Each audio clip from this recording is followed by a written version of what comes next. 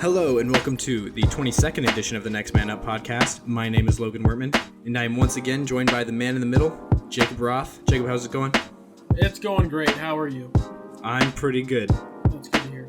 And to our left, I can't even see him. I just said a random direction. But we got the Ukrainian blur, Anthony Levtsenyuk. Anthony, how's it going? Doing good. Glad to be here, you know? Yeah. I like giving off the illusion we're all in the same room. Yeah. we need to get together for an Dude, episode. that'd be fun. That would actually be a blast. Mm-hmm. Yeah.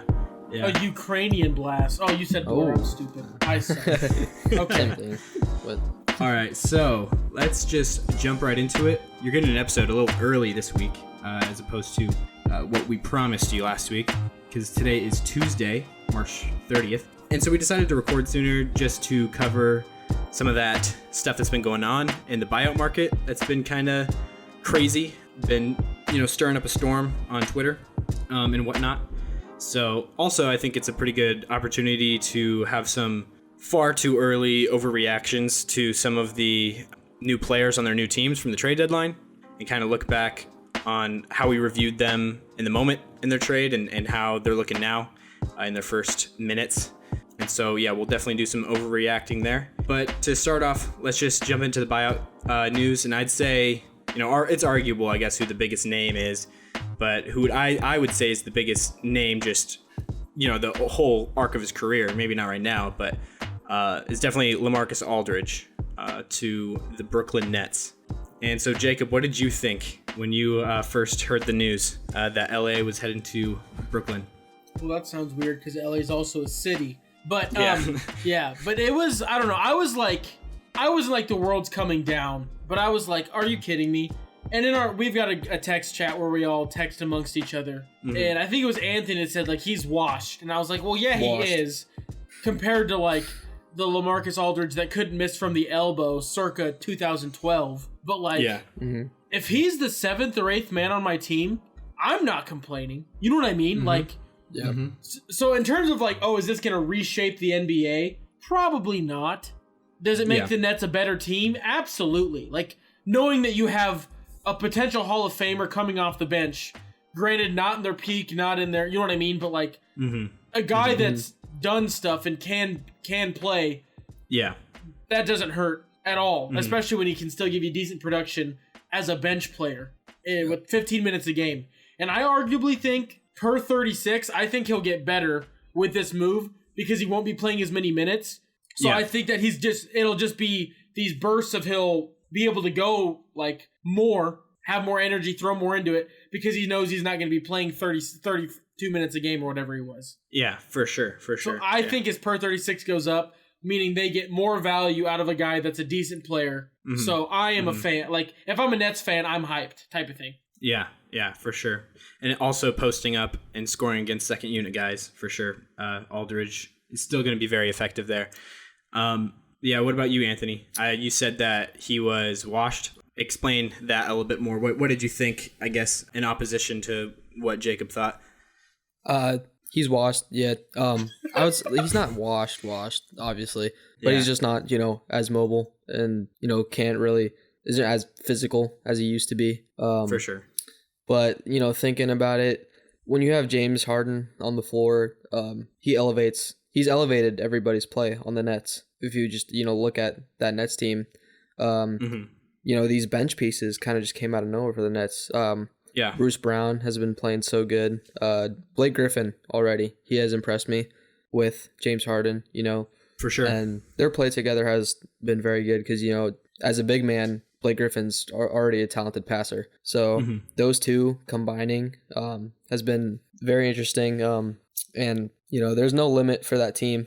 I am scared as a Sixers fan. Yeah. Which I think everybody in the NBA is scared overall. Why would you be scared if you're not even going to get far enough in the playoffs to play them? Hey, we'll see. We'll see, Jacob. You worry about your Celtics making the playoffs. I'm just saying this is one of the first times in my sports fan career I've had to make fun of you from, like, below you in the standings, so I don't really care. Except when the Eagles beat the Patriots in the Super Bowl, but yeah. Anyways, oh, you're right. That one-off game, you got me. We can go the 20 years before then. Anyway, But yeah, so LaMarcus Aldridge, he's probably just gonna sit around the mid range, or the 3-pointer, just sit there, wait for that pass from James Harden and just hit his shots because he's a very consistent shot maker. Yeah. So depth is depth and depth is good. So I want a T-shirt that says that. I want to. Okay, if we ever start doing merch or whatever, depth is depth and depth is good. That's a great. I'm gonna write that down. Holy crap, that's genius. And we're the Next Man Up podcast. This is perfect. Exactly. That's true. Yeah, it really fits. LaMarcus Aldridge is the next man up. He is. True. Okay. Anyway, sorry. No, that's okay. But yeah, I'd agree. I think both of you guys have good points. Aldridge defensively is for sure a step, maybe a step and a half slower than where he was even like 4 or 5 years ago. He used to be a pretty decent paint presence defensively, has nice wingspan to block shots and stuff. But in San Antonio, especially this season, he might have been the worst player in the NBA in terms of closing out on 3-point shooters this season. And that's something that he never really had to do earlier in his career. But nowadays with 5-out spacing, he has to kind of guard some shooters every once in a while. And I think he didn't have a whole lot of energy playing in San Antonio, trying to fight for a play-in spot, really at this point in his career. So I think it's really nice for him. Obviously, it's a lot less money that he's signing for. I'm pretty sure it's a minimum. You got a ring chase at some point in your career. Mm-hmm. So yeah, I like how the narrative has kind of changed on that though. Like ring chasing used to be like when people did it, like it was very frowned upon. Now it's kind of like, oh yeah, most people like this guy. Let's he can just go get a ring. Everybody's okay with that. David West walked so they could run. Yeah. No, but yeah, I think that it definitely is a good move on the side of like it's very low risk, high reward type thing. Mm-hmm. Like if LaMarcus Aldridge doesn't pan out playing for the Nets, they don't really need his minutes because they do have a lot of other options there at the big man position with, DeAndre Jordan, young guy, Nick Claxton has been really impressive. And even Blake Griffin, like you mentioned before, who, you said before you've been impressed with his minutes. I have as well. But he has not surprised me actually though, because I was predicting that coming in when he went to the Nets. I was kind of right in between the people saying that he's awful. And then also in between the guys that were saying that this guarantees them a championship. The fact that they have Blake Griffin now, I was somewhere in the middle of that. And I think that just his effort level of being able to play hard defensively and be a really good defensive leader with communication and stuff like that. And, he has pretty good bulk, and strength. So, and, just his playmaking in the short roll and his like basketball IQ, I guess you could say. Yeah. And you said, fitting with James Harden, he's just going to make all these players better on the team. I'd even go as far as to say just like this big three is going to make so many role players way better because when you have this much talent on the team, to fill in those other gaps, you don't really need talent. You need guys that are going to play hard. Yeah. And those guys are going to show out because they're going to get lots of open looks, lots of driving lanes, to the rim and stuff like that. Mm-hmm. So yeah. And with LaMarcus, I think that he does, give them a little bit of spice offensively. Obviously, I think he's going to be their best pick and popper for sure at the big man position. He's going to be a guy that might be able to come in and help them win a playoff game at some point, in the bench minutes in the second unit. I think that he can definitely light it up really quick. We've seen LaMarcus Aldridge go off for like 45 points, seemingly like, I don't know. It didn't seem like it was even that long ago that he was going off for that many. Yeah. I like the move overall. But yeah, the Nets are definitely scary. I agree. And I'm even saying that as a Western Conference, a fan of a Western Conference team. Mm-hmm. So yeah, I can't even imagine what it's like for Sixers fan going up against that. But it's also like we've never seen anything like this before. So I guess anything could happen. Yeah, they could be. Yeah, having a team built like in the middle of the season is not like a normal thing. Exactly, exactly. And hopefully they don't have like Clippers syndrome from last year, where they were like kind of solidifying themselves as a championship like winner already before they even started like winning the playoffs. Yeah, it's okay. Rivers is in Philly. I think they'll be fine. All right. Anyways, so on to the next name that got moved in the buyout market. And that next name is Andre Drummond, who got moved to the Lakers, nonetheless, playing with LeBron and AD. He's a second AD, to join the team. But, he was very sought after by, I think quite a few teams, even your Celtics, Jacob. Yeah, I know. Yeah. I'm just irritated. I've wanted Andre Drummond as a Celtic. I feel like this is the fourth season I've said it. Ever since there was grumblings he might not be in Detroit long term. Mm-hmm. I'm like, oh, Celtics, that's a guy, kind of fits the mold you want. Oh, you have a giant hole at center. Yeah, I know of a giant plug named Andre Drummond. He does what you want, has the right personality type, and no, you just keep on not making it work. This one was a little different because it was what Andre Drummond wanted and not what the teams wanted, Yeah. Mm-hmm. So this was I'd obviously, in terms of signing to go win, I would totally go to the Lakers before I'd go to the Celtics. That's not even a question. Yeah. But yeah, for sure. And I heard that at his age right now, not being too super old, I think he's only 27, 28, somewhere in there, even though it feels like he's been in the league forever. Yeah. I think that, what he's wanting to do is for this one season, for the rest of the season, is to show out somewhere where he can earn a bag on his next contract once again. So, I don't know. The Lakers was an odd choice for that, but I guess it makes sense just because the rest of this season, he will be showing out as their lone star. He'll be the guy until the playoffs. Yeah. Yeah, Anthony, what do you think Andre Drummond gives the Lakers squad fully healthy? Andre Drummond in the playoffs alongside Anthony Davis and LeBron James, assuming they're going to be full health. What do you think he provides? Not that much, I am not a, I don't value Andre Drummond a whole bunch personally. Okay. Why is that? I just think he's not that great of a center. Okay. He's just a big guy in the paint to, get a few rebounds, but defensively he can't, he struggled to guard other big dudes, So I don't know if he's going to do that much better than Marcus Gasol, who can shoot the three as well. Mm-hmm. Definitely more mobile, and it's good to have depth, as I said earlier. Yeah. So depth is depth and depth is depth good. is depth and depth is good is what I'm going to say to that. It's a good move, obviously, because you're signing him to a small deal, and he wants to, to win, to play hard. Mm-hmm. So yeah, I think it's a good move for the Lakers. Definitely strengthens them with, what their troubles are going on right now. LeBron's also another player who can elevate, some players. So we'll see if Andre Drummond's one of those. So yeah, for sure. Do you think that he can at least get to the level of production that they got from guys like JaVale McGee and Dwight Howard last year? Think he can fill that kind of role? I think he can destroy that. I think he can be well above that level of play. I think I agree with you, Jacob. Well, I think, okay, sorry, Anthony, you can finish your point before I go, because mine might be a while. No, yeah, I do actually agree with that. Yeah. Just because he's a lot younger and has a lot left in his legs. While, Dwight Howard and JaVale McGee are, both 34, 35 last year, or they were. So, yeah, Dwight is. JaVale is 31, 32. But yeah. Oh, he's that young? Shoot, I thought he was. No, he's older than that. No, he's 32 right now, I think. Last year he was 31. Yeah.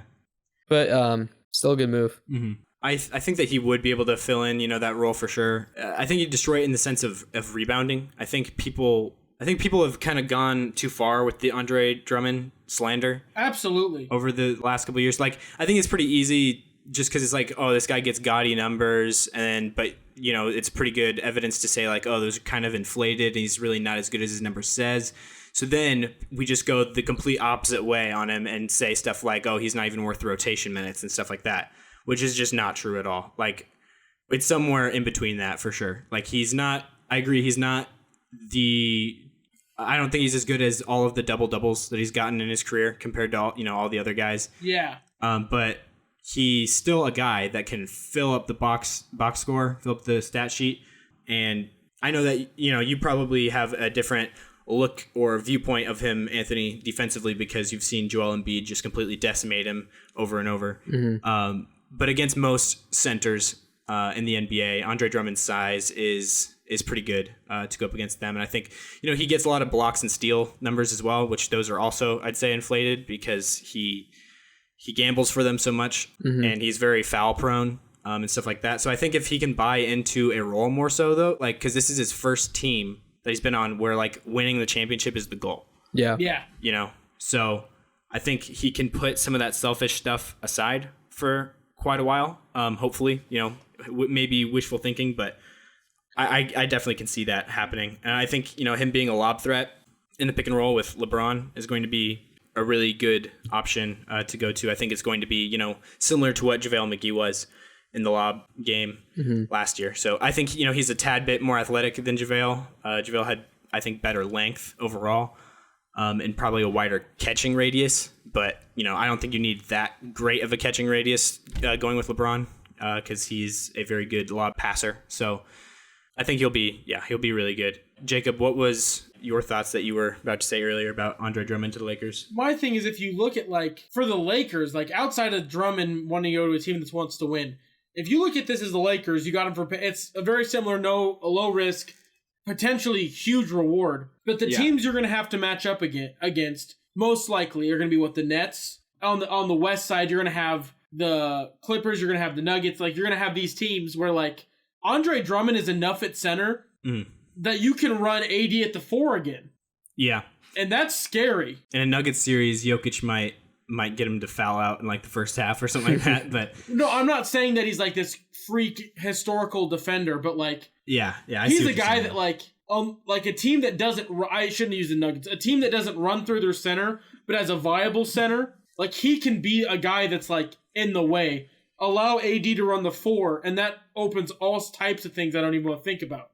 Like, I just think that he's going to be not a huge piece, but he's just going to be, like, a extremely more efficient JaVale McGee for the Lakers, and I'm excited to see what he does for him. Because I think that, like, you were right on the slander has gone way too far in terms of saying, like, oh, he wouldn't even average 10 points if he was somewhere else, which I'm like, that's a bit egregious, but whatever. Yeah, for sure.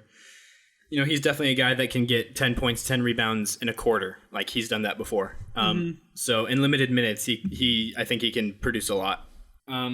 So Andre Drummond to the Lakers, I think that, I think the big question with how he's going to help is, like, the health of AD and LeBron. That has a huge part of it. Absolutely. And we'll definitely talk about that soon in an episode when we're going over contenders more so, talking about if the Lakers can stay healthy, what they really can accomplish. And so the only other buyout name that I had on here to talk about was Austin Rivers to the Bucks, which I knew that we were just going to kind of glance over because I don't think it really matters that much. Yeah, I don't see that affecting anything. Like, the first two, they might actually, like, do something that will be remembered. Austin Rivers to the Bucks, I doubt will change anything. Yeah, I think he's just going to give them, like, a pick and roll point guard a little bit, but in spotty minutes. I don't think he's going to be playing a whole lot, especially, Bucks really need 3-point shooting on the court at all times around Giannis. So, and Austin Rivers is kind of shaky 3-point shooter. So we'll see.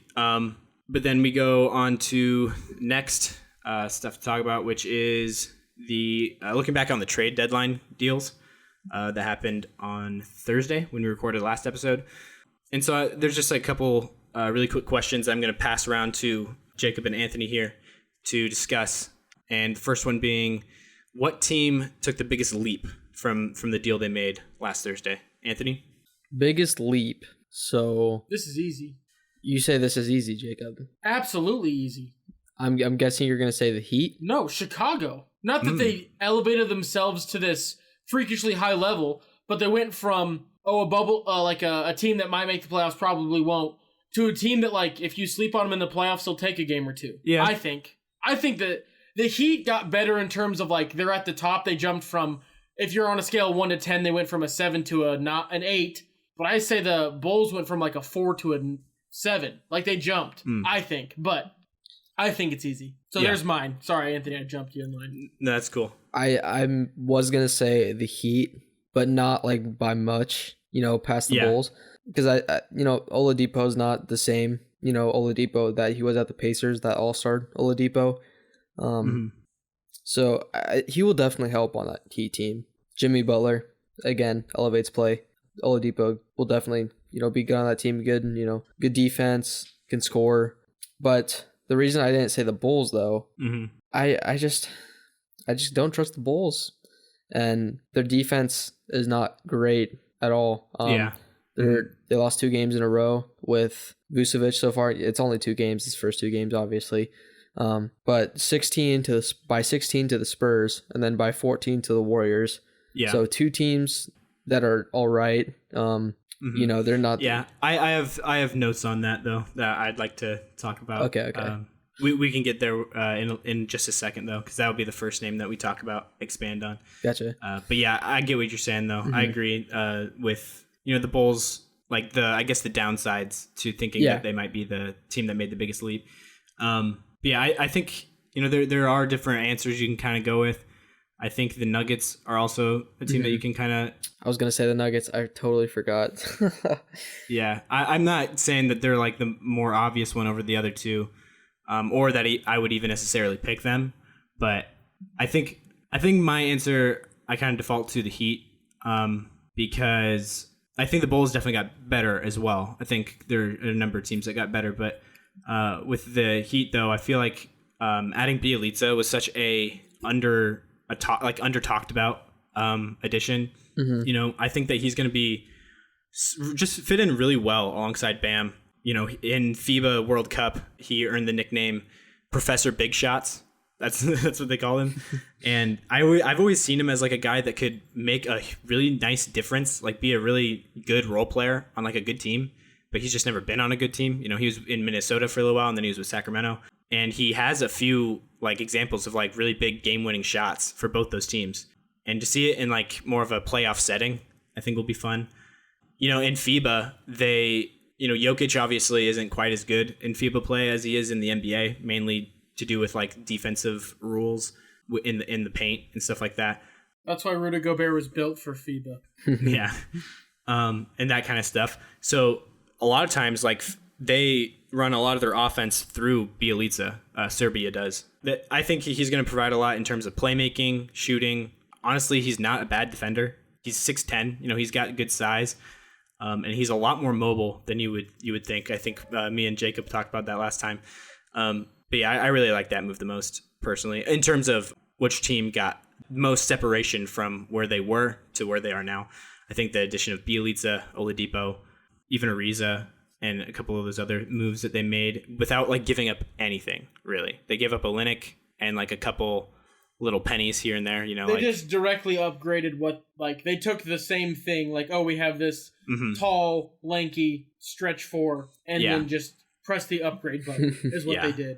Yeah, you could even argue that they got better than they would have even gotten if they would have made a Kyle Lowry trade. And the reason why I say that is because what they would have to give up to get Kyle Lowry. Yeah. The stuff they added now, they didn't have to give up anything for, really. I'm not saying that those pieces are better than Kyle Lowry, but they just added to what they had instead of having, to give and take to get Lowry. So the next question I got is, what team got worse the most? Is the opposite. Orlando. Oh, yeah.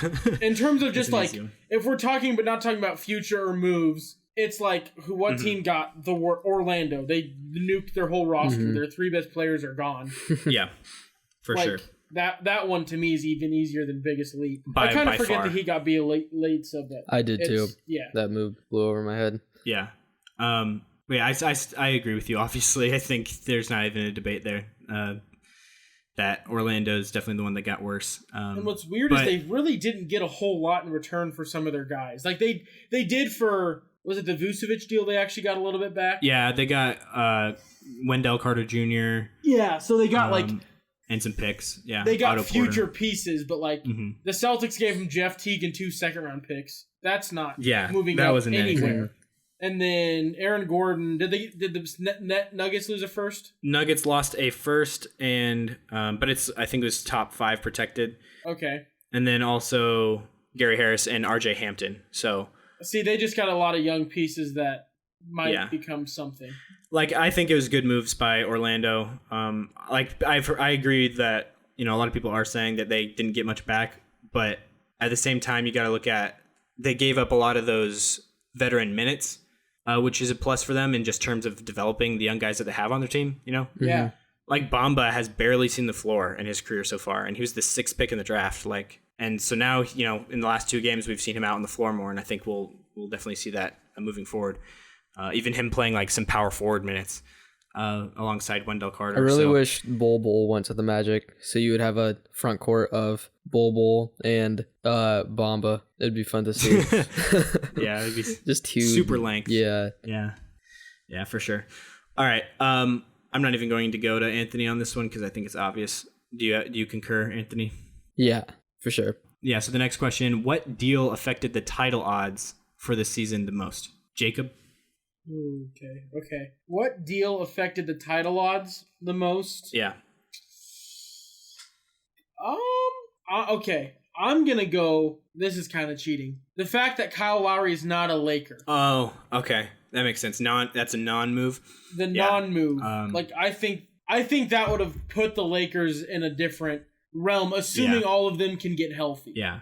Okay, but how about let's stick to the deals that did happen? Yeah, moves that did happen.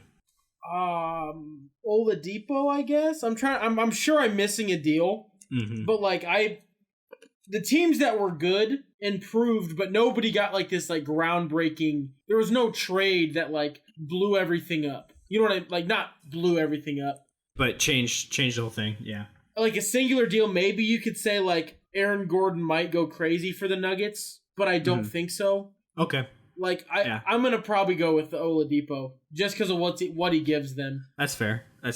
Anthony, what about you? 2 words: playoff Rondo. Oh wow, for real? Okay, dude, I think he'll thrive with Kawhi and Paul George. I think that's gonna be fun. That's my new go-to. I say my favorite animal is playoff Rondo. Like when people ask me what's your favorite animal, playoff Rondo. Yeah. That's a good one. That's really good. We should make that a shirt also. Okay. Yeah. Anyways, I think Rondo deal. Yeah. I mean, I think it gives them something they were missing last year in terms of a leader. Like it gives them the locker room presence that they really needed before. You know what I mean? Yeah. And so I think that helped them quite a bit. But in terms of like, I don't know, on court value for the regular season, at least he's not. I don't think he's gonna be doing much. He's been really bad for the Hawks this year so far. But in the playoffs, if he does make that leap once again, I think he's already solidified as like that's real. Like playoff Rondo is real. It's not a fluke. It's not fake. Like that's a real thing.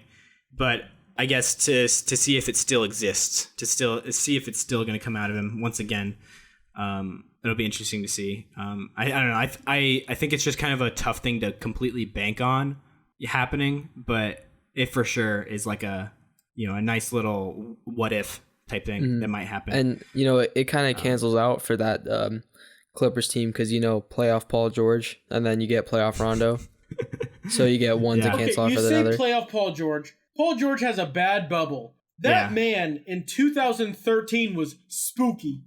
Yeah, no, I agree. He took Roy Trashman Hibbert. Yeah, that just blows my mind that was a team that's going to dethrone the big three. Like what? No. Yeah. I was mainly just joking. I do enjoy Paul George, and I do think he's a very good player. Yeah. So I agree. I think the slander on him has also gone pretty far. Yeah.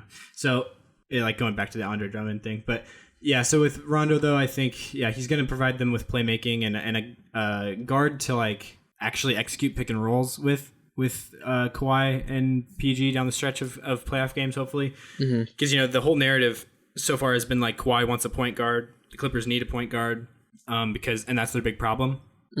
Well, I think it's half correct because I think a lot of what they need, they could accomplish with the roster they already have, just executing plays differently because down the stretch of a lot of games that I've watched with the Clippers, at least, they go to, like the go-to play is Kawhi and Paul George pick and roll. And it's like, well, not necessarily pick and roll, but a screening action to get a switch, So so Kawhi, if he has the ball, can get a switch onto PG's man to isolate against him. Tell me how that makes any sense at all. Why is the guy who's guarding Paul George going to be that much of a more favorable matchup for Kawhi to go against? That doesn't make any sense to me at all. And why they go to it over and over, it just blows my mind. It doesn't make any sense. But they use that as a reason for why they need a pick and roll guard. But it's like, why don't you just throw Luke Kennard out there and have him set a screen to just get a switch really quick? And whoever is guarding Luke Kennard now has to guard Kawhi. Like, that solves your problem there quite a bit. More playmaking can help, but like that's like the main issue and that's been happening in a lot of games. So having Rondo obviously helps there for sure because he's a good screen setter for sure as a guard too. Mm-hmm. So being able to get a switch there and having Kawhi isolate against a point guard is definitely going to be favorable, much more favorable than a guy who's already guarding 6'9", 6'8", whatever Paul George is. So who's also very mobile. Like, it doesn't make any sense. So then moving on to Vucevic and the Bulls, just to talk about some of these guys' first games to overreact a little bit. I guess I'll just go over this one really quick. You know, his numbers haven't been bad so far in his first two games. Like, he's averaging 21, 9, and 5 in the first two. So, but it's been really tough to see what this team is capable of in the first two games. They went up against San Antonio and Golden State, as Anthony mentioned before, as like two kind of middle of the pack teams that you would think, it wouldn't be that hard for the Bulls to get a win against, or at least that crazy too. That I think they're somewhat in the same tier. But I think the main reason why both those teams had a easy going against this new Bulls team is mainly just because the Spurs have a lot of good pull-up mid-range shooters coming off screens. Obviously in DeRozan, DeJounte Murray, Patty Mills. And Vucevic obviously plays drop in pick and roll coverage because his lack of lateral mobility. So, he's going to give up a lot of open jumpers off screens. That's just going to happen when you have Vucevic as your center. Mm-hmm. And the Spurs had the personnel, to exploit that. And so also offensively trying to make like good entry passes and moving the ball was difficult because the Spurs have such like active athletic defensive guards. That was a big issue, like throwing a lot of turnovers and stuff. Also just, lack of time spent together and chemistry with the new team. So, all those factors kind of played into it. Also in the second game, they were playing against the Warriors with Steph Curry, who's the greatest shooter in the history of basketball. Mm. So he was able to torch the drop pick and roll coverage that they were playing. Yeah, and Andrew Wiggins has been insane recently. So when that team is on, you can't stop it. Yeah, for sure. And Wiseman is just a big athletic matchup for Vucevic as well. But yeah, so this, I think they got better, and they'll get better as they go along. This team, the Bulls, definitely from this trade. But I think it's only elevated them to a ceiling of like 6th, maybe 5th seed at like best case scenario in the East. You guys agree with that? Yeah. Yeah. So I don't know. It's better than where Chicago's been, so that's a plus. But yeah, moving on to Norman Powell with the Blazers. So Anthony, I know that you really liked this trade when we talked about it on Thursday, and I was kind of against it. But I think, my mind's been changed a little bit on it. I still think like Aaron Gordon would have been the better move, or getting a big wing defender. Guy was like, I don't know, more the void that I thought Blazers could fill. Mm-hmm. But, I guess I underestimated Norman Powell's versatility defensively because I had no idea that. Do you guys know that he has a 6'11" wingspan? That's wild. He's 6'3" with a 6'11" wingspan. That is, yeah. So, yeah, he's a really good point of attack defender. So I thought, Nick Nurse's scheme was a lot of what helped Norman Powell be successful. I still kind of think that a little bit, like he might not quite be as impactful defensively in a different system, but so far in the first two games, he's very good, at least on ball, defending the guy with the ball. Mm-hmm. And he really gives the Blazers like a backcourt defensive option who can also guard wings when you don't have a matchup where it's a really good point guard that you're going against. Yeah. So it's just like an upgrade of what Gary Trent Jr. was, Well, an upgrade in the sense of right now it's an upgrade, but who knows what Gary Trent's ceiling is. Yeah, that's true. But, Gary Trent's only like 20, he's 21, 22. Yeah, really young.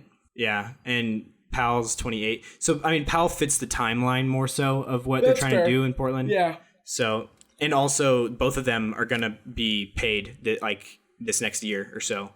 I think Portland was more comfortable giving a big bag to Powell over Trent because I think they're going to demand similar amount of money.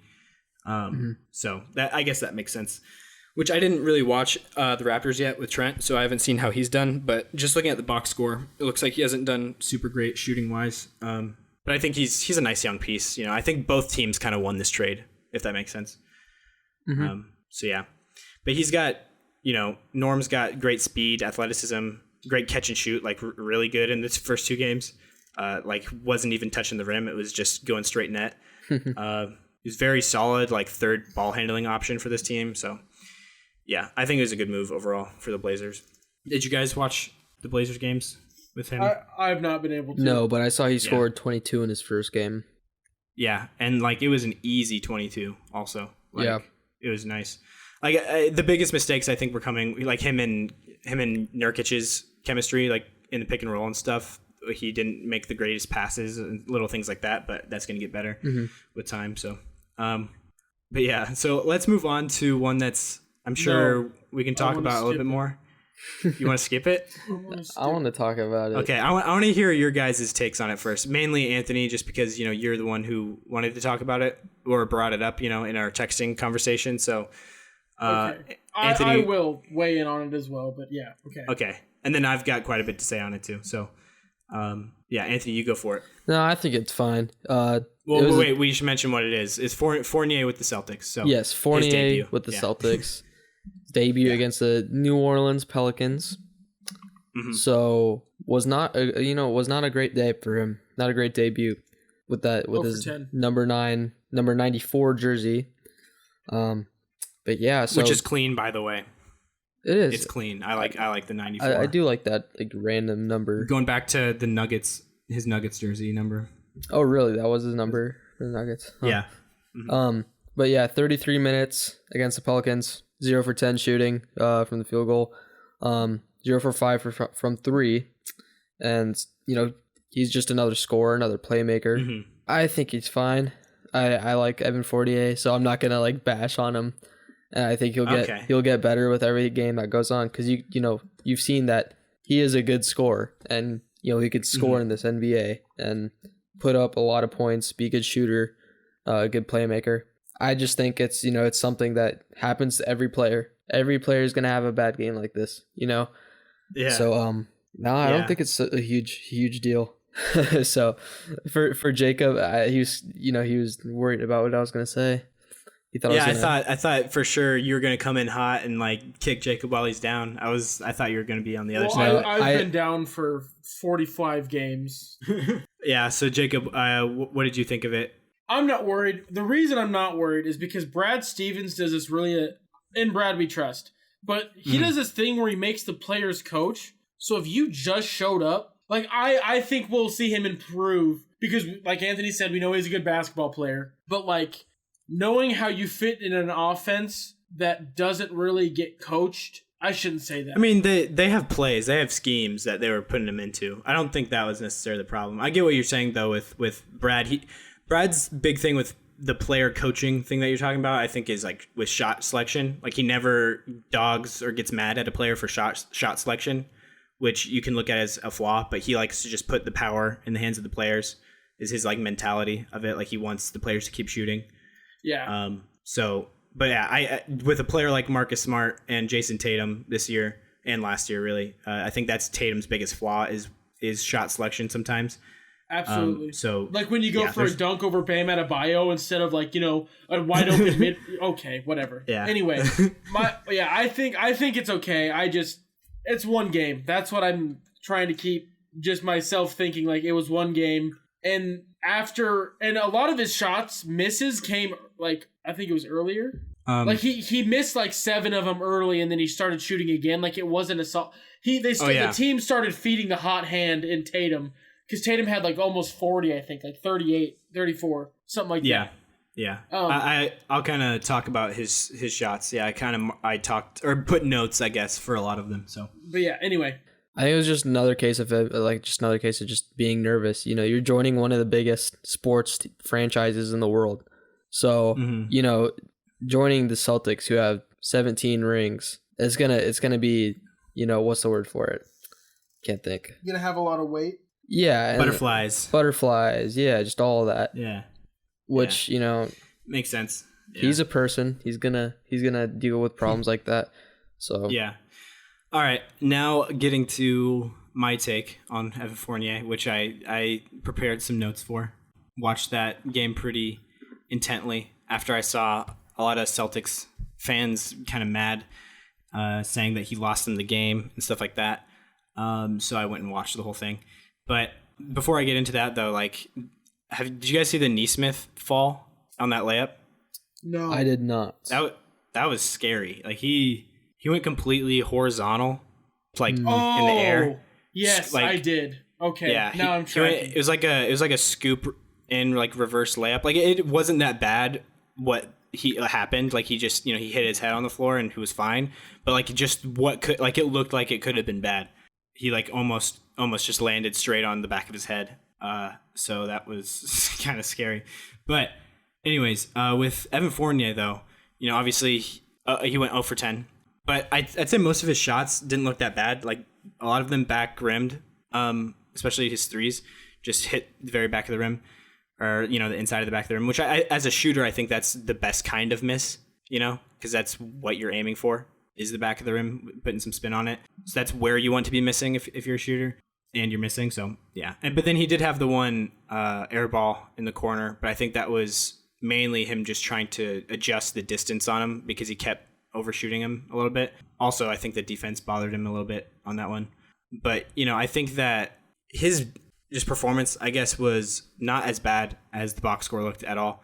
Like in the first quarter, he had a nice steal that led to a contested layup that spun like all the way in, around, and out again. Like that was another like really near make.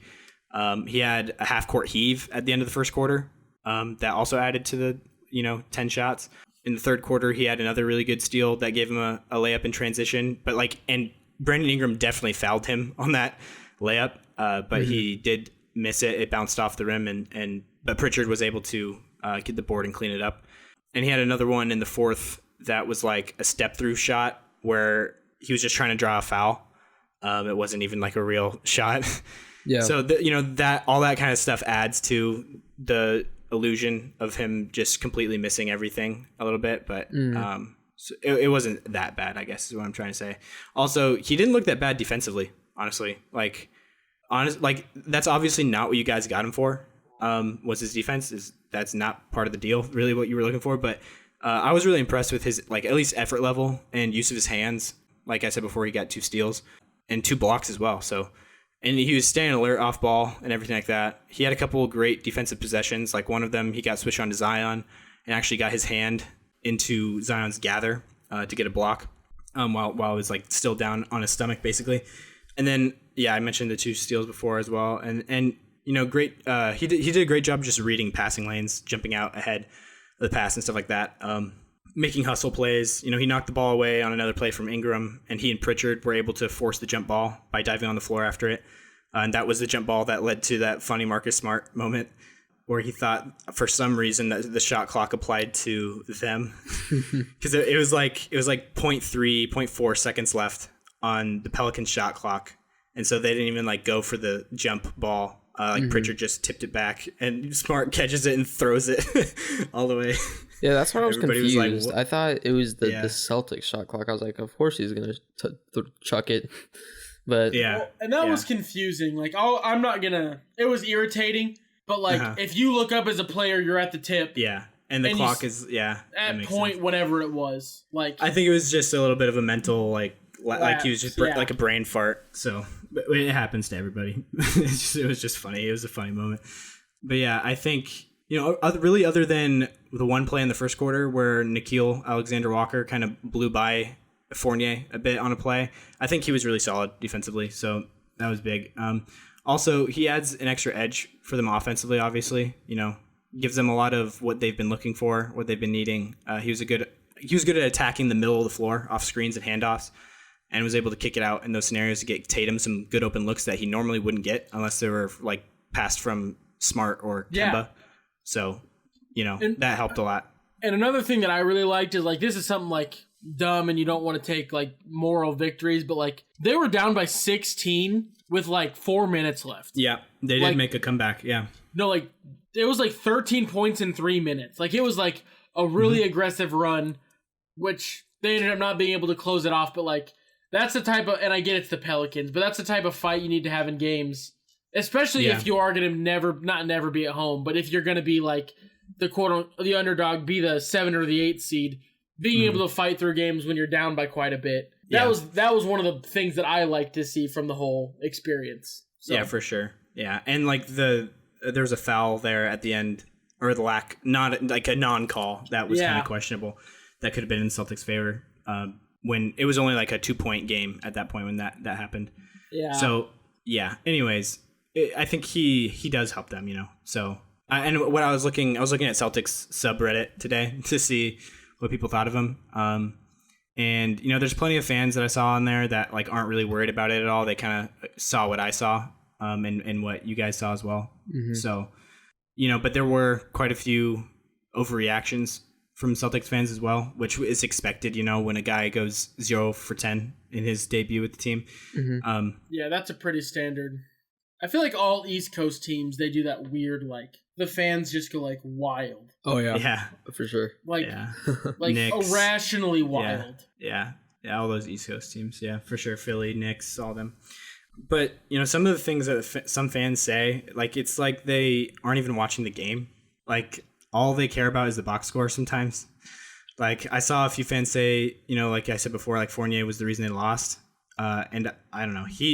I can assure you that he was not the reason that the Celtics lost the game. Like, he helped offensively and defensively. Even if his shots didn't fall, like, you got to watch his gravity. The way the defense reacts to him is much differently than the guys who would be getting his minutes instead. Absolutely. Yeah. And so, yeah. And for example, there was the one play where Kemba blew by his guy early in the shot clock and like got downhill, accelerated to the rim for an easy basket. And it's because after Kemba beat his man, there was no help defender waiting for him to stop the drive because he was stuck on Fournier in the corner.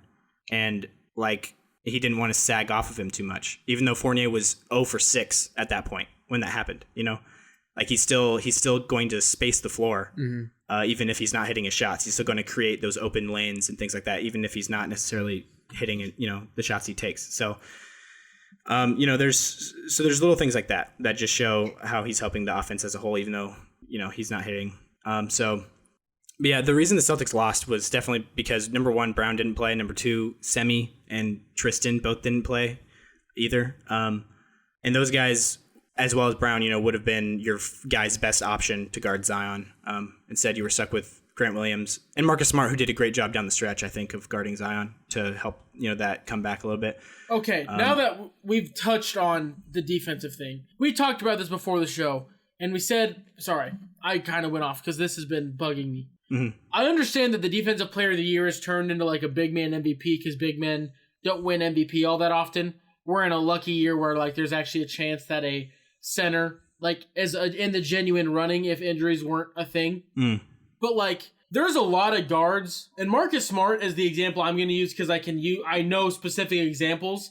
Like his defense is what swept the Sixers in the bubble, and you won't change my mind on that one. Like I agree. Joel Embiid still had a day, but Joel Embiid would have had 50 every game if Marcus Smart didn't do whatever Marcus Smart does. And Anthony, you watched the same series I did.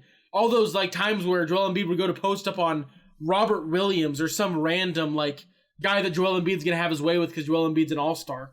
Like, then Marcus Smart would randomly run by on help defense, disrupt the shot just enough or not even let it get up, and then it'd be Celtics on a fast break. Like, yeah. And Drew Holiday's a guy that I brought up when we were talking before. Ben Simmons, I'm not going to bring into this talk because he's like a point, like covers every position.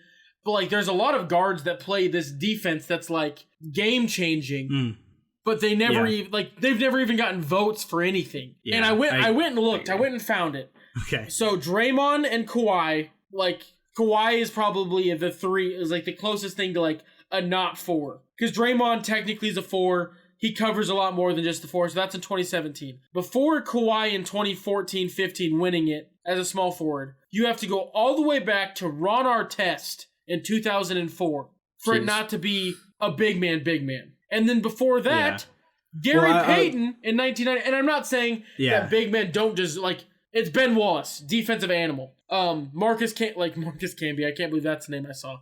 Dwight Howard in his Magic days. Like, these are guys, I'm not saying that they don't do a ton defensively. But, it's the fact that, like, there's no votes for him either. Like, they just like, oh, this isn't a guard thing. Yeah. And then before Gary Payton, like, how does that make sense? One vote? Granted, Simmons has somehow elevated his defense again this year, but, like... Yeah.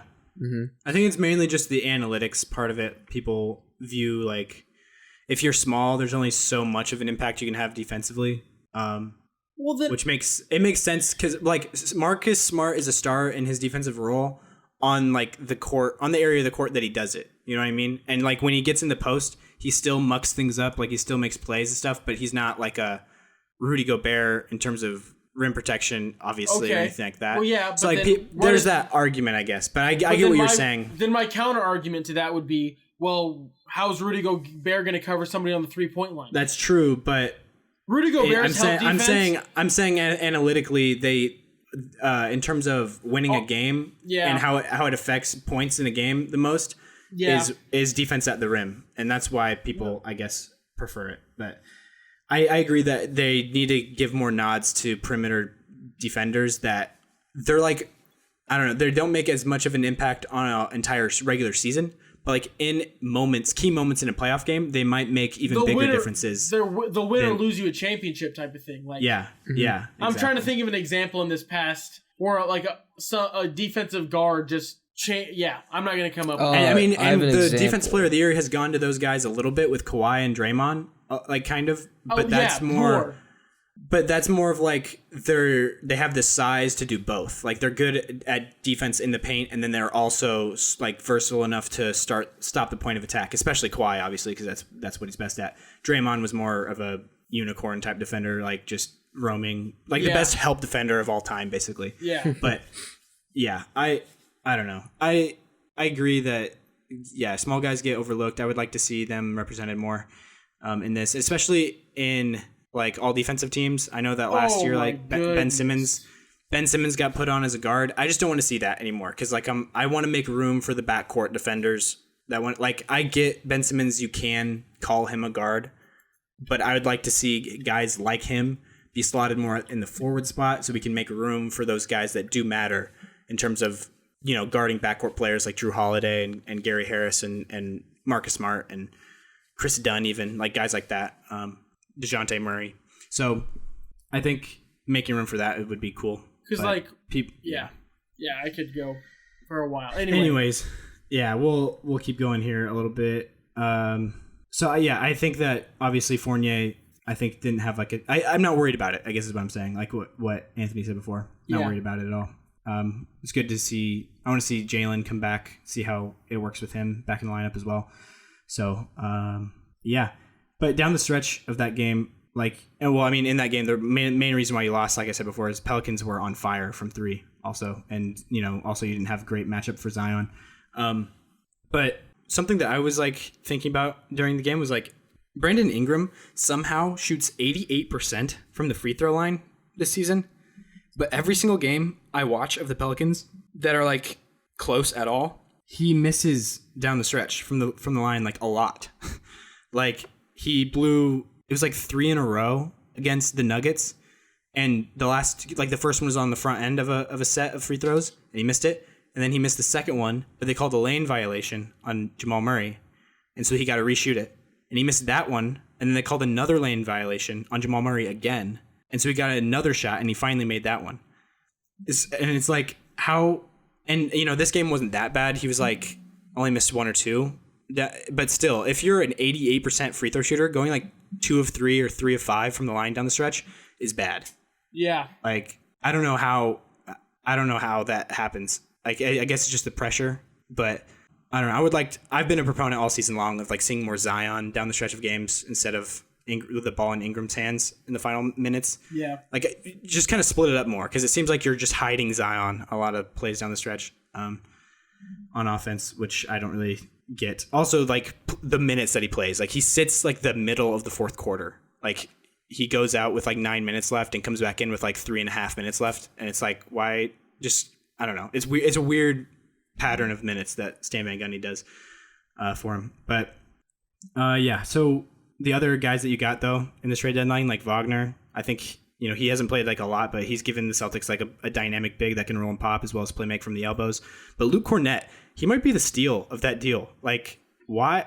I didn't even know that he was in the deal at first. Because he wasn't until because this is my one thing. Woj and Shams suck at actually giving all the details. Well, they probably don't know all of them yet. But then they say this is the full trade. And it's like, oh, just kidding. 2 hours later, this is actually wrong. Because I didn't know Jeff Teague was part of that trade deal until I woke up the next day. And I'm like, what? Not that I was like upset, like, oh, my heart's broken, Jeff Teague's gone. But like an entire like 18-hour period went on. Then I finally got just a heads up, Jeff Teague's probably going to get waived by the Magic because he was part of that trade. And I was like, what? Yeah, that's true. But yeah, I didn't even know about Luke Cornett, that he was in the deal until he got minutes in the first game that he played. I was like, wait, what? He's on the Celtics? What the heck? But he might be the best catch and shoot guy on your team. Absolutely. So like he can pop. He's looked actually really good in the role as well. Like, and he's made some pretty nice passes too. So like some big thin guys also are timid in the post. They're not super physical. That are like that tall. But he's seemed really physical and like getting rebounds. Also trying on defense. Like stays really vertical well. When he contests shots and stuff. I've liked what I've seen from him so far. I honestly, like, obviously I'm probably overreacting again because he hasn't done much at all in his career. But he's only 25, and he just might be a really good fit with the Celtics, honestly. And he's 7'2" with a 7'4" wingspan, which is like really big for especially like with the new height measurements now in the NBA. Everybody kind of got like an inch or two shorter. And he's still, he's a big guy. So. But I didn't really like it when he put it on the floor when he was like trying to dribble and drive. Those didn't look super good or super effective. But once they kind of cement his role offensively with the team, I think he might fit really great. So yeah. All right. Now on to my favorite part of the episode. I wanted to talk about the Nuggets as the other team that has got a new guy playing for them now. They've only played one game, but I really wanted to overreact to this one as well. And this honestly was the most entertaining Nuggets game that I've ever watched in the regular season. It's the most excited I've ever been. So I'm going to spend some time here. I want to talk about a lot of these guys. So I just want to bask in my happiness right now because it's been quite a while since I felt this way about a Nuggets team. It's probably since like the days of Carmelo and Chauncey Billups. So I'm really happy right now. I know that, like I said, it's probably an overreaction, but I just want to talk about what I saw. So, first of all, Aaron Gordon, he might just be the missing piece on this Nuggets team. Like, our lineup is insane with him out there. It's so much bigger, like, all of a sudden, which seems weird because you're just going from Paul Millsap to Aaron Gordon, but it just looks so much bigger. They play so much bigger and smaller at the same time because they can defend smaller guys with Gordon instead of Millsap. So I don't know. It's awesome. And I love that Will Barton is playing shooting guard because that's like he's played out of position for so long now, and playing shooting guard in the starting lineup is just, I don't know, really good fit, I think, for Will Barton. But all five guys in the lineup can like dribble. They can pass for the most part, other than Michael Porter Jr. I'd say all of them are really good passers. And all of them can shoot a bit. Score. I think, obviously Aaron Gordon's probably the shakiest shooter, but he's started off looking pretty nice, and he's going to get way more open looks than he ever has in his career. I can already tell so far. They just, I don't know, they mesh so well together. And Aaron Gordon is so active off ball offensively, especially in this first game. Like just every time Jokic caught the ball, Aaron Gordon was like, I'm just going to go run to the middle and like catch the ball and score. Like it was just so simple, but like it looks so good. Just those guys playing together, it was awesome. I just liked watching it. We just have so much firepower. I'm so happy how big of a difference this trade has made. Or like just looking at what it could be, because I do think a lot of Nuggets fans are overreacting because a lot of them are saying and just talking about it the way I just was and saying things like this is the start of a dynasty, like we're the new Warriors and stuff like that. Like that's too far. And so I'll admit that, but I feel like people who aren't Nuggets fans though really undersold the value impact that this trade. Yeah. So I think that it's a much bigger trade than what it was kind of advertised as for what it adds for us. Like, and I saw like what it could be, that it could be something like this, but I'm surprised with just how effective it is so fast. I was so impressed. But like, I get that a lot of people are not mentioning, Nuggets fans that I listen to talk about it. They're not mentioning that like this is just the first game. Like Aaron Gordon might not be buying into his role later down the line. Like I know he looked like this in this game because he bought into his role, just cutting and playing off ball and doing all these little things. But we don't know for sure that he's always going to do that. So like there's that side of it people don't really talk about. Mm-hmm. But I think just, what it's looked like so far has been awesome. Obviously, Jokic, I think, is going to win. He's going to be top 2 for MVP this season, top 2 or 3 for sure. I think that this just helps his chances. Like I think he's going to go down in terms of statistics, like for his total points and scoring numbers and stuff like that, because they barely played any minutes this game. Like I know that it didn't look like a crazy big blowout against the Hawks, but it was way bigger than the score looked like, because all the guys kind of sat. Yeah, garbage time points or something like that. Yeah, so it was a really good game for the Nuggets. I know that we were also playing against the Hawks, which is not a good defensive team, but we looked way better defensively than we have looked all season, which is just awesome. Like how quickly he could have made that impact and stuff like that. So, and Jokic is just, a guy that doesn't care enough about his stats to chase an MVP and chase that kind of stuff. Like he's the league leader in triple doubles missed by one value or one thing in different categories, like having like 9 rebounds instead of 10 or having 9 assists instead of 10. He's the league leader in that because he doesn't chase them. Like if he has 9 assists or 9 rebounds, he won't stay in the game or won't seek those things out just to get him. Like he'll just leave and he doesn't care. He doesn't even like think about it, which I just admire about him. He looks like someone who just wants to win straight up. Yeah. So, so I think he could, if he like had the Russell Westbrook mentality type thing, I think he could lead the league in triple doubles and stuff like that if he really wanted to. But I just don't think that's what he wants in his career. And I like that about him. And then Jamal Murray, really tough shot maker. I think he's improved a lot defensively this year also, like I said. So, most of that was because he says is because of Kobe Bryant, watching him, how good he was defensively in his career, wanting to add that type of stuff to his game also. So I like that. Michael Porter Jr., I think, is going to look a lot better defensively in these lineups, guarding bigger guys. I like that for him a lot. Will Barton, this is another thing I think Nuggets fans went too far on. Just looking at Nuggets subreddit today and yesterday, Nuggets fans are like, they're too heated over Will Barton. Like they keep saying stuff like we should like cut him basically, or buy him out and things like that.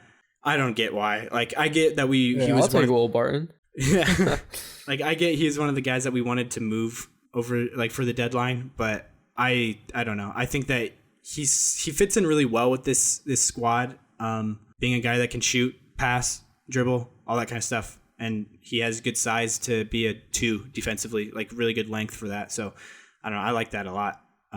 I'm not saying he's going to stay here long term, but like for this season, I think he's a really good guy to start in this lineup.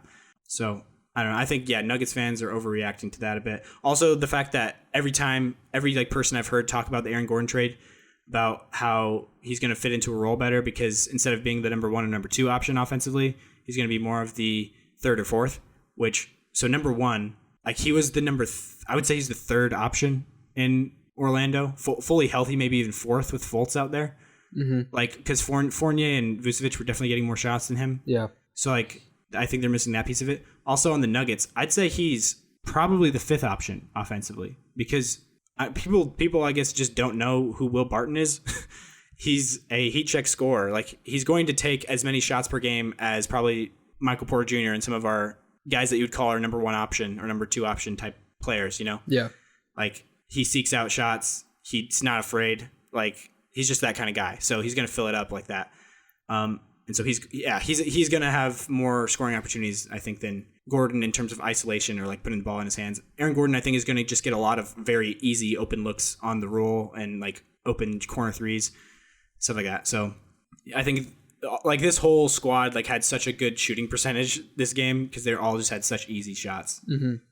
Other than Will Barton, I think in the second half he was forcing it a little bit, and that's why most Nuggets fans were mad. But it's not a big deal. I don't know.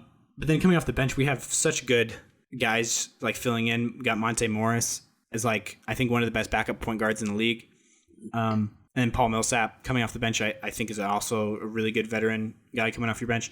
Facundo Campasso is like, I just love him. He's just so saucy, so awesome. I feel like to win a championship, you need some sort of player who dominated in Europe, just that flashy, guard or like just, guy. Yeah, he definitely reminds me of like, that kind of guy that you need on a championship team, like makes big winning plays. He's so active defensively. I get his size is going to limit him in certain scenarios, but he's just such a like pest defensively that I love it. So, and then JaMychal Green, another guy who just does all the dirty work. He's a great catch and shooter. He's really good at that. Can fill it up really quick. If he's hot in a game, he can, like, for sure. Like in this game that we're talking about, he had 20 points. He was our leading scorer. So, and that's just because he wasn't missing from three. But he plays good, smart team defense. PJ Dozier, I think, fits like exactly what we lost in Gary Harris. Not exactly, I guess, but because I think Gary Harris is a better defender. But Dozier's more athletic and bigger than Gary, so he gives us, I guess, some of what we lost if we need to plug and play him. Zeke Naji is a guy I'm worried about losing minutes because there's so many guys on this team now to fill in rotation minutes. But I really like Zeke Naji. I want Michael Malone to continue to develop him. I think we should still give him like 10, 11, 12 minutes a game, hopefully. Just kind of fit those in there. But yeah, and then JaVale McGee, I think, he's obviously going to be just a nice backup rim protector, defensive option, roller to the rim, stuff like that when we need him. He didn't play in this game, but he might eventually. Bull in garbage time was ridiculous. Yeah, I saw that. And the broadcaster, who is the Nuggets broadcast, they said something about how he might be the best shooter on the team, which caused a lot of debate in Nuggets like subreddit and stuff, because I guess in the Nuggets world of things, Michael Porter Jr. is kind of considered our best shooter, who we all agree is like the best shooter on the team. I don't know, Bull might be, but it's just a small sample size from what we've seen from him. So I don't know, but like a lot of Bull's shots though, like he makes threes so often, like, and there's just like such weird shots where he's like going up with it. You look at it and you see it and you're like, there's no way that's going in, but then it, like, once he releases it and everything, it's like, oh wow, that was actually a really good shot. Yeah, he has that kind of form. But yeah, and then so I feel bad for him that he's not going to be able to get a lot of minutes on this team also.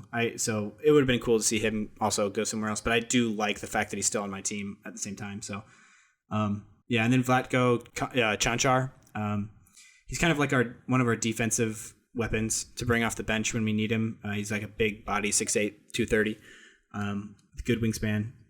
Say that name again. Vlatko Cancar. He's from Slovenia.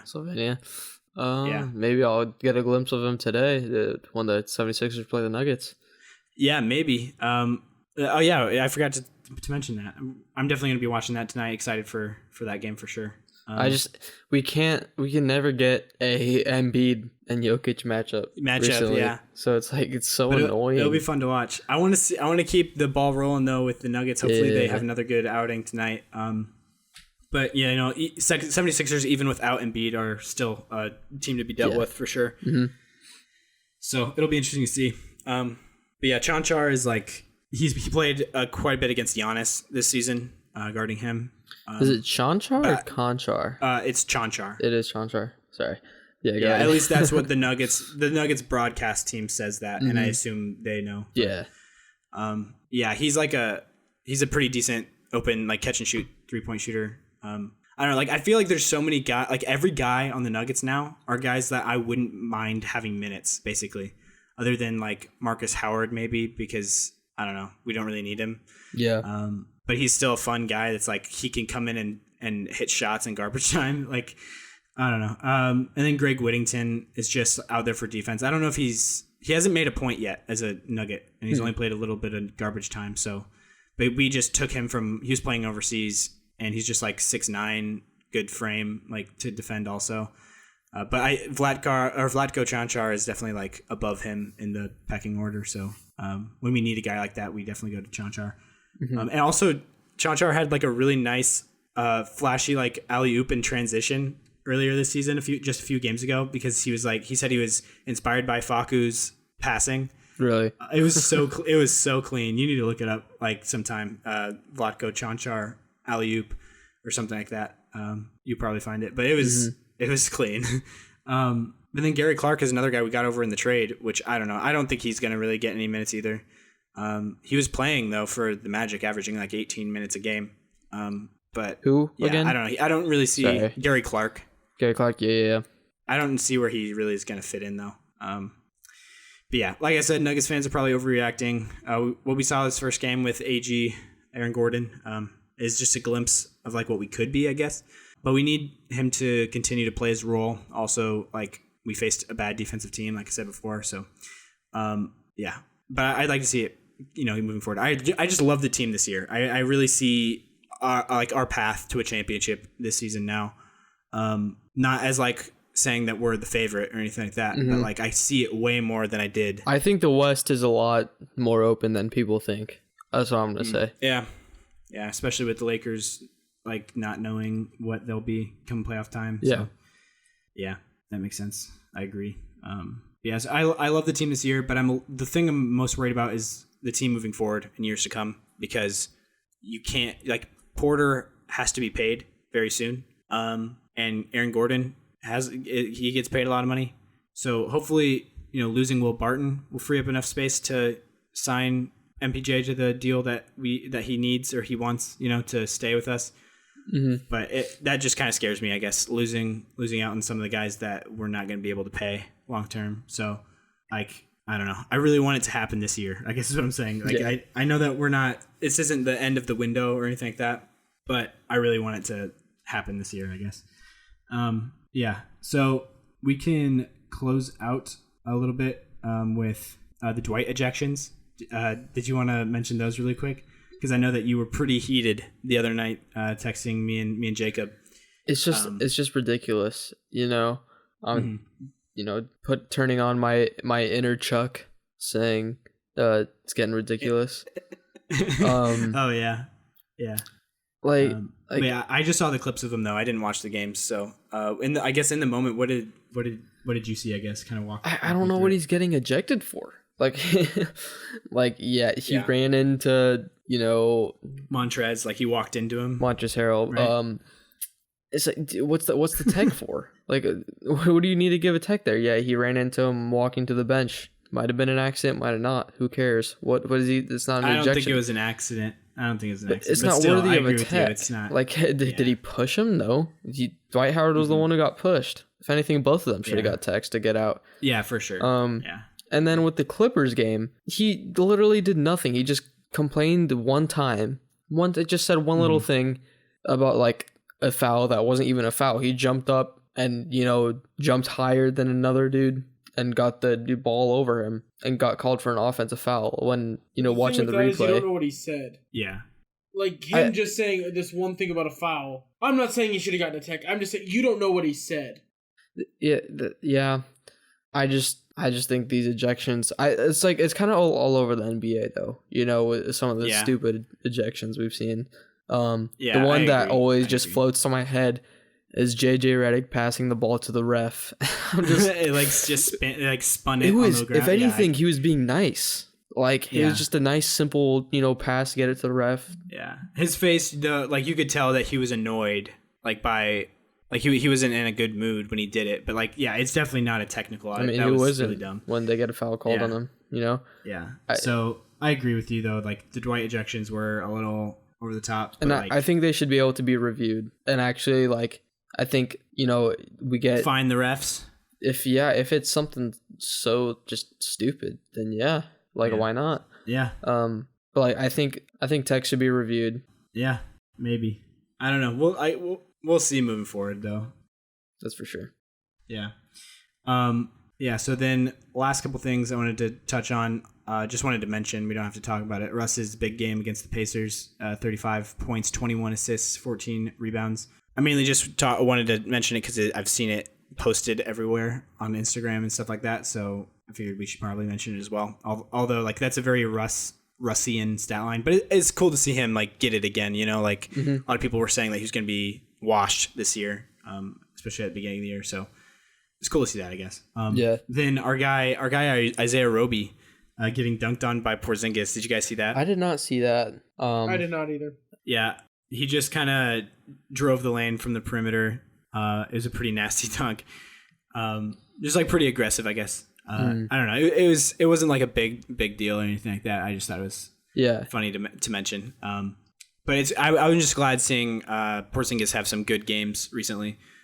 It's good to see for sure him kind of getting back. So. Trying to stay healthy, get back to his, old form that he was kind of in a groove of for a while last season, especially at the start of the bubble. He was really good. I want to see him get back to that a little bit, but yeah. And then we can mention, I guess, the MVP race just tiny bit really quick, mainly just because Harden said, I am the MVP. Because he is. Recently. Agreed. So you guys do think he is number one for MVP? Yeah, absolutely. The only reason you think Jokic is because you're a Denver fan. No, I do not. That's not the reason. I almost every single year rank Jokic lower than most people do in the MVP rankings. And so Jokic is very widely considered by most outlets to be the front runner for MVP this year. And I think that if he did win MVP, it would be a very underwhelming one because I don't think Jokic has a great case compared to most MVPs most years. Like LeBron last year, 2020 LeBron would win MVP this year for sure. But with Harden, I get that he's playing a very interesting role, like carrying this Nets team. I mean, and if it was just the Nets they played for this season, I might give him the edge just because the Nets record and everything like that. I'd give James Harden the edge, but. Jokic is still beating him in a lot of... what happened to you caring about what seed the team is? I do. That's what I just said. Oh, okay. That's why I would give Harden the edge because of the winning. I'm just saying, player to player, Jokic still is beating the whole league by a lot in terms of a lot of the advanced analytics, other than some that Joel Embiid win. But... it's Embiid if Embiid stays healthy for me. But yeah, but the main reason I kind of peg Harden a lot lower... or not a lot lower, but it's hard for me to put him one, is because he played for the Rockets this season and was by far the opposite of the most valuable player for their team because he completely blew up in all-time fashion, forced a trade. Like we've never seen a trade forced to that degree by that level of player and completely disrupted the entire Rockets organization to a point that they went on franchise-breaking losing streak this season, mainly because of what they got in return for Harden asking out, and a lot of that was on Harden because of how he executed the leaving the team.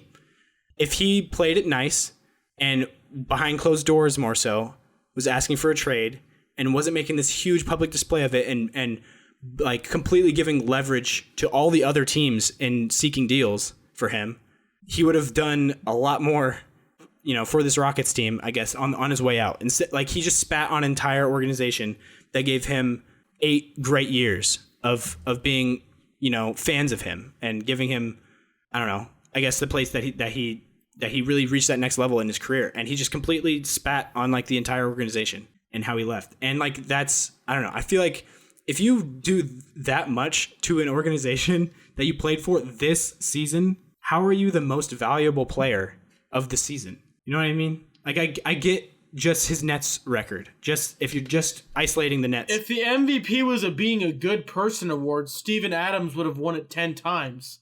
But it's not about being a good person. It's not about what he did in terms of being a good person. I'm saying how he was valued to his team. What he did to produce value for his team was very much a negative for the Rockets. And he was on that team this year. How does that not... How can you just exclude that if it's part of the season? You know what I mean? I think his performance with the Nets is gonna overblow that.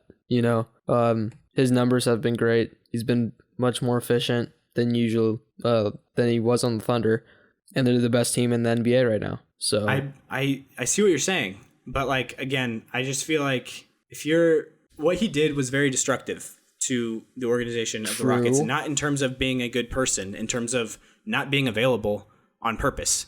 And that's all like off the court stuff. On the court for the Rockets in the singular 8 games he played, 25 points a game, 10.5 assists a game, a steal a game, and a block a game. Jacob, how does the off-court stuff not affect, if we're talking about that stuff, how does it not affect the on-court stuff? It does a lot. He didn't play so many games and showed up out of shape in a way that affected the season to a great degree. And what he did on the court, if you're actually watching the Rockets at the beginning of the season, yeah, sure, he got numbers and stuff like that because of his usage. Yeah. But if you watch the way he was playing with Christian Wood, the way he was playing with John Wall, not making an effort at all defensively, or when he didn't have the ball in his hands, just stood at half court, didn't do anything, didn't move at all. When he had the ball, he would throw not even to the man, like that one John Wall play, just completely threw it into the backcourt, basically. Not even, just completely giving up on games. Every single game he was there. He was not winning them games. And that is what the most valuable player does. Now with the Nets, yeah, he's winning them games. But and that's why I still feel like he for sure is a top 3 candidate, or top 2 probably at this point, if we're excluding Embiid and LeBron. I might put him 3 still though, because I think Giannis is obvious up there as well. But I don't know. James Harden is not the MVP in my eyes this season. And it's not because I just want Jokic to win it. I do want Jokic to win it, but last season, and how, if you've listened to this show at all, when I make predictions, all that kind of stuff, I always say, preface it with what I want to happen. And then my prediction usually does not align with that at all, because I go based off of what I think will happen, or what, not just my predictions, but my choices for awards and stuff like that. Typically, I try to almost overcorrect in terms of including bias for my own market, for my own team. So it does feel weird, trying to make this argument, but still, I just don't see how a player that is literally all-time negative value to a team, it's much worse negative value than even a bench player that doesn't even play or anything, or something like that, because he was just completely destructive on court and off court to that organization. We've never seen a less valuable player for a team than for 11 games. Yeah, which is what just under 20% of the season, of the 72 game season. Math's a little off there. 11 games out of 72. Yeah, it's probably 15%. Somewhere in there. How is it not? 6%. 6? Okay, whatever. Still, I did my math wrong. Sorry, it's 14%. I did my math wrong. So it's okay. 15%. Yeah. But so, at what point in the season was he traded though? Don't just look at the games 11. he played, because most of the Rockets had played 11 games. Okay, the Rockets had played 11. Is what I think. I'm trying to figure this out, but I'm pretty sure the Rockets had played 11 games. Fair enough. Yeah, I don't know. I guess. You understand my take now. I don't think there's any more I can say on it. But I don't know. I just feel like that's a huge flaw. I'm not saying that he's not an MVP candidate. He is. But I just feel like people are way too easily overlooking that detail. Because I don't see how it doesn't affect his MVP case. Because you're talking about the most valuable player of this season. And that was 14%, 15% of the season that he was doing that. So, I don't know. Any final words on that? James Harden's going to win MVP. Anthony? I'm going to have to agree with Jacob. I'm just surprised that you guys are on the James Harden train so easily. I'm a James Harden fan. It's not really super easily, but you just... I think his play has been insane. I agree, but has it been insane enough to beat out Jokic's candidacy? Does what I brought up, that flaw, 5th seed, matter to you guys at all? He's a 5th seed. Who? Jokic is a 5th seed. Right, yeah, right now. I'm not saying he's not a 5th seed. I'm saying that, okay, well, I mean, what's the team's overall record compared to the Nets? It's like not that crazy of a difference. Isn't like 5 games, maybe 4 or 5 games? Do you have that? Sorry, I'm doing the math to make sure I didn't give you the wrong number. 32 wins to 28 wins. Yeah, so it's 4.5 games. I don't think that's that huge. Also, I feel like the East is a bit diluted also. So it was actually 10 games in. Sorry. I just wanted to make sure that people out there knew the number. It was 10 games in, and he played, we'll put that in quotes, played 8 of them. But it was 10 games into the season. Yeah. But I mean, I agree with you that Harden is such like an elite offensive weapon that it's not even like fair. Like he's so like driving to the rim, I don't think there's anybody in the league better to have a teammate that's a lob threat, like just right behind the rim in the dunker spot when he's just isolating. Like that's so dangerous. That's such a dangerous like offensive scheme. And the way he's playmaking with this team as well has been awesome. But I would also say like he's had better weapons around him to play make too. Also more time with the ball in his hands around the perimeter, playmaking and stuff like that. So I don't know. I feel like I've really enjoyed James Harden this season, and I don't want this argument of like the MVP to ruin that for me. Cause like I haven't been a big James Harden guy in the past, but this season I've really liked watching him a lot. But then when this discussion kind of started happening, at first I thought it was pretty easy to just like put off and say like, well, what about his Rockets time? And people were like actually saying that before. And then now it seems like, I guess in the last week or ever since he's made this comment, a lot less people, I guess, seem to be talking about that I think side of it. A big part of it is because when it was a quarter of the body of work so far, when we were 40 games in, and that was a whole, or half even, when we were 20 games in, well, yeah, half the season, he wasn't that valuable. But I think, personally, James Harden is what makes the Nets scarier than anything else. Having Kyrie helps, having Kevin Durant helps, but adding James Harden to that team is what makes this team as scary as it is. I would still say KD's the most important player just because of his two-way ability. He's going to be their best defensive player.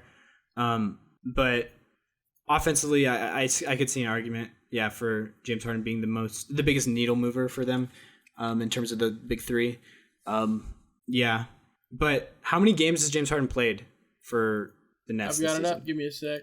I want to say it's 30 even, but I will. You can just look at his basketball reference. I had him up. That's why I was looking for it, but I'm just gonna pull up another one. 32. It's 32. Okay. I mean, Jokic has played 46, if that matters at all. Like, I don't know. That's a pretty big difference. That is a big difference. Jokic hasn't missed a game. It's definitely close. That's for. I'm not saying it's like clearly Harden at the top. Yeah. They're definitely pretty much neck and neck, But if Harden is just doing this in every single game, leading them to wins, I think that he will eventually be the winner. That's fair. What if the Nuggets end up the 3rd seed in the West? Or the Nets the 1 seed? We'll give it to him. Jokic plays every game and they're the 3 seed? Yeah. Yep. He played every game last year, so I don't think it's that far. No, I'm not saying it is. I don't know. See, because then my thing in my head is it's not fair to take it away from them, but they're sitting at the 5 seed now, and the only reason I'd see them climb all the way up to 3, not only reason, is because teams are hurt. Yeah. Also, I think the Nuggets are a lot better right now than they have been earlier this season by adding pieces that aren't Jokic. And I'm not. Yeah. You can't really use that as a crutch because James Harden, I think, has a better team around him. But also, I mean, with the even before the trade deadline, I thought the team was coming together a lot more than they were. Like this whole season has been Jokic does everything, and let's see if we win. Yeah. And now it's finally like Jamal Murray can actually have a game where he's over 45% from the field, and now we have Aaron Gordon that's transforming our defense. So. I think that, I don't know. I think it's not a crazy idea. So that'll bring Jokic's numbers down to earth then. Yeah, true. I'd agree with that. But in terms of his plus minus and all that kind of stuff, in terms of like how the team is performing while he's on the floor is only going to go up. But yeah, his numbers might fall back down to earth a little bit. But he did finish 4th in MVP last year, averaging only 19 points and 11 rebounds and 7 assists, I think, something like that. So his numbers, those numbers are kind of dwarfed in comparison to this season. Yeah. But and I think you said it perfectly earlier. No matter who wins MVP this year, it's going to be a lackluster MVP season for whoever it is. Like, it's not going to be like, oh man, that MVP race in 2021, that was wild. Like, you know what I mean? It'll just be, Yeah. It'll be like, oh, well, who does it have to go to? Like, like Rookie of the Year when Malcolm Brogdon won it. Yeah. Yeah. Probably not quite that bad, but yeah, it'll be close to that, I feel like. Because that was very underwhelming. Well, so that wraps up for what we're going to be talking about today. Gave you guys a bit of a longer episode, but we'll be back, I think, next week to talk more. But yeah, so follow the feed on Spotify, like, subscribe, comment, do all that kind of stuff. You can find us now on some other podcast platforms if you want to do that, like Google Podcasts, Stitcher, stuff like that. Working on getting on Apple Podcasts as well. And also trying to put together a website where we'll do, like, I guess, a blog of, like, the transcripts. I might have to look into, like, how easy it is to do, but, like, transcripts of the episodes, so things are a lot more searchable, so people can find us out there on the interwebs. But yeah, so we will talk to you guys next week. Jacob and Anthony, anything you guys want to say to send off? Depth is depth. And depth is good. Exactly. Motto to live by. All right. Well, we'll talk to you guys next week. See ya. See ya. Peace.